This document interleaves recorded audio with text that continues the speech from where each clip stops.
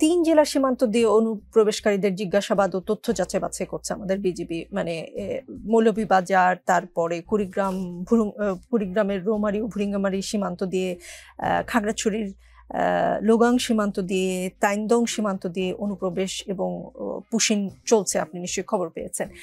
একে তো ভারত পাকিস্তান যুদ্ধ চলছে, তার মধ্যেই পুশিন এবং অনুপ্রবেশকারী।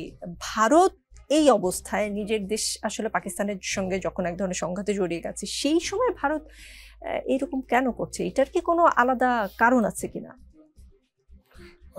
এই মুহূর্তে আলাদা কারণ আছে বলে মনে হচ্ছে না, কারণ এই প্রত্যেকটা জিনিস যেটা আমরা দেখি সেটার পরিকল্পনা বা সেটার যে কার্যক্রম সেটা অনেক আগে থেকে নেওয়া হয়। তো এটা একটা প্ল্যানের অংশ। সুতরাং ভারত তো তার সমস্ত সৈন্যবাহিনী বা সমস্ত অ্যাডমিনিস্ট্রেশন এখন ওয়েস্ট পাকিস্তান বর্ডারে নিয়ে যায়নি।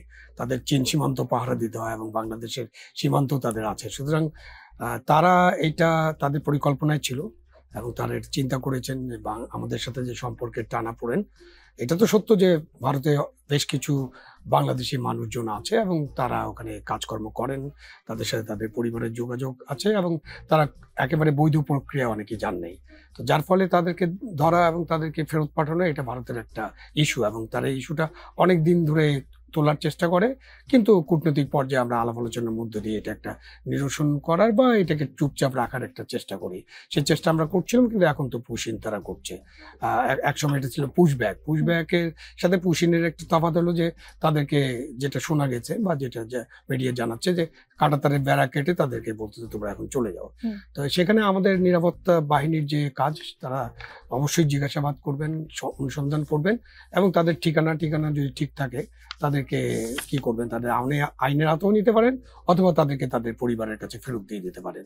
জি জি, আমাদের অন্তর্বর্তী সরকারের জাতীয় নিরাপত্তা উপদেষ্টা ও প্রধান উপদেষ্টা রোহিঙ্গা বিষয়ক হাই রিপ্রেজেন্টেটিভ খলিলুর রহমান বলেছেন, ভারত থেকে এভাবে পুশিন করাটা সঠিক প্রক্রিয়া নয়।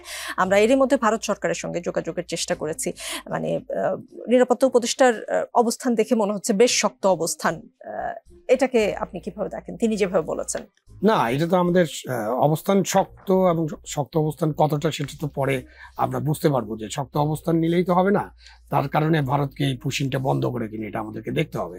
কথাবার্তায় আমরা শক্ত হতে পারি, এটা আমাদের আইনগত অবস্থান, এটা সঠিক আছে যে আন্তর্জাতিক আইন অনুযায়ী এভাবে করা যায় না। একটা আইনগত ভিত্তি যে পুশব্যাক করতে হলে আমাদের সীমান্তে আনতে হবে এবং তাদের পরিচয় নিশ্চিত করতে হবে এবং তাদেরকে পরে আমাদের পক্ষ থেকে ফেরত নেওয়া হবে, এরকম একটা পদ্ধতির মধ্যে দিয়ে যেতে হবে। যেটা আমরা রোহিঙ্গা শরণার্থীদের ব্যাপারে বা রোহিঙ্গারা যারা আছেন তাদের ব্যাপারে যেটা ওদের দেশের সাথে কথা করছি সেটাই আন্তর্জাতিকভাবে গ্রহণযোগ্য।